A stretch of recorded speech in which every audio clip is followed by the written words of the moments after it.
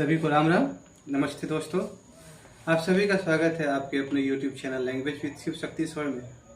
यहाँ मैं आप सबके लिए लेकर आता हूँ प्राचीन भाषाओं के ज्ञान को।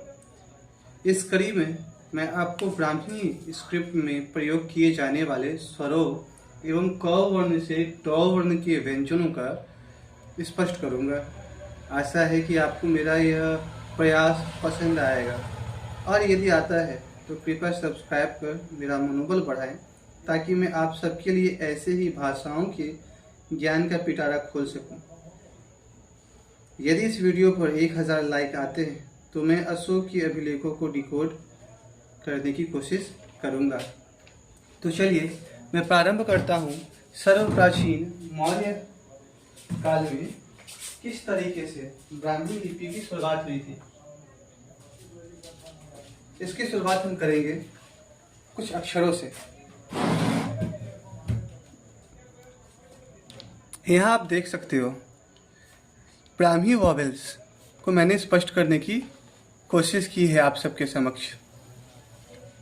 यहाँ जैसे आज देवनागरी में अ लिखा जाता है, प्राचीन समय में 350 ईसा पूर्व से 250 ईसा पूर्व की मध्य की बात हो रही है, पूर्व की बात हो रही है, माफ़ कीजिएगा, मध्य की नहीं, पूर्व की बात हो रही है।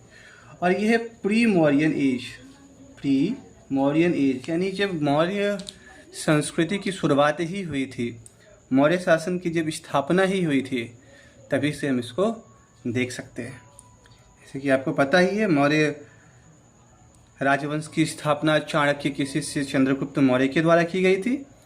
और इसके बाद हम देखते हैं बिंदुसार आते हैं, अशोक आते हैं। सबसे ज़्यादा हम जो इस भाषा का प्रसार देखते हैं, यह अशोक के द्वारा ही देखने को मिलता है। चलिए अब देखा जाए तो अ लिखने के लिए हम इस तरह आज का प का हम प्रयोग करते हैं, उसी प के नीचे त का जैसा शामिल बना देते हैं, तो उस समय का अ बनता है। आ के लिए कुछ नहीं करना है, बस हमें इस लकीर के आगे एक छोटी सी रेखा खींच देनी है तो आ का प्रयोग हो जाता था। छोटी ई के लिए हम यह 3 बिंदी लगाते थे, ठीक है। आजकल हम इसे देयरफॉर के लिए प्रयोग करते हैं, यह हैंस के लिए। चलिए हमें बताइए कमेंट सेक्शन में कि आज हम इसका प्रयोग कहाँ कर रहे हैं। ये ई आई थिंक अंडरस्कोर की तरह आज प्रयोग में किया जा रहा है। और जहाँ हम छोटा ऊ देखते हैं तो कैपिटल एल।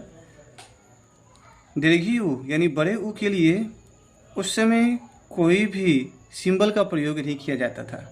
इसका प्रयोग वास्तव में होता भी था कि नहीं, इसकी भी जानकारी हमें प्राप्त नहीं है। ए के लिए भी कोई स्वर नहीं। वहीं हम ए के लिए देखते हैं तो यह ट्रायंगल होता था, ठीक है, जो प्रायः आइसोसेलेस ट्रायंगल की तरह दिखाई दे रहा है। वहीं ओ और औ के लिए हम किसी भी तरह की अक्षर को नहीं देखते हैं। यहाँ हम पाते हैं मित्रों, तो मात्राओं का प्रयोग बहुत ही कम होता था। ज़्यादातर व्यंजन का ही हम प्रयोग करते थे।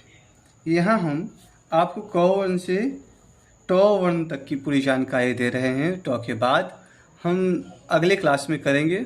यदि मेरा जो टारगेट है 1000 सब्सक्राइब का, वहाँ तक पहुँच जाते हैं हम, तो इसके आगे की भी जानकारी हम देंगे। यहाँ आप देख सकते हो क के लिए आज के समय का हम एडिशन का जो सिंबल है उसका प्रयोग करते हैं। ख को हम उल्टा सी कर सकते हैं।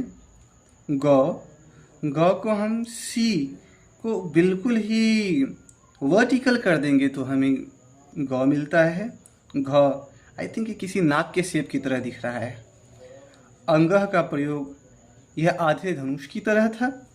वहीं च का प्रयोग हम ड की तरह यानी आज के डी की तरह किया करते थे। छ का प्रयोग हम आजकल क जो होता है उसकी तरह करते थे, लेकिन क में हम नीचे डंडी डालते हैं, यहाँ डंडी नहीं हुआ करती थी। वहीं हम देखते हैं ज के लिए हम हिंदी के 6 संख्या का जैसा हम प्रयोग करते हैं हिंदी में 6 लिखने का, उसी तरीके से यहाँ पर ज का होता था। झ का प्रयोग नहीं होता था। इयों के लिए हम यहाँ पर 3 जैसा कुछ शेप देख सकते हैं। ट के लिए सी जैसा कोई शेप है, ठ के लिए कोई शेप नहीं होता है, और अंग के लिए हम देख सकते हैं यहाँ त जैसा कुछ दिख रहा है। ठ के लिए आज के समय में जैसे ट लिखा जाता है वैसे हम प्रयोग करते थे, और वहीं अंग के लिए हम आज कैपिटल आई की तरह प्रयोग करते हैं। चलिए मैं थोड़ा सा आपको और ज़्यादा आगे बताने की कोशिश करता हूँ। मान लो हमें कमल नयन लिखना है, कमल नयन भगवान विष्णु का एक अन्यत्र नाम है कमल नयन। तो मैं क्या लिखूंगा, क म, जिसका प्रयोग मैं आपको बाद में समझाऊंगा, और ल, इसका प्रयोग भी मैं आपको बाद में समझाऊंगा। तो यह कमल इस तरीके से लिखा जाता है। और नयन की बात की जाए तो न, य और न, इस तरीके से हम कमल नयन लिखते हैं। तो यह आप कमेंट सेक्शन में आप हमसे पूछ सकते हैं कि क्या आपके नाम को किस तरीके से लिखा जाता है ब्राह्मी लिपि में।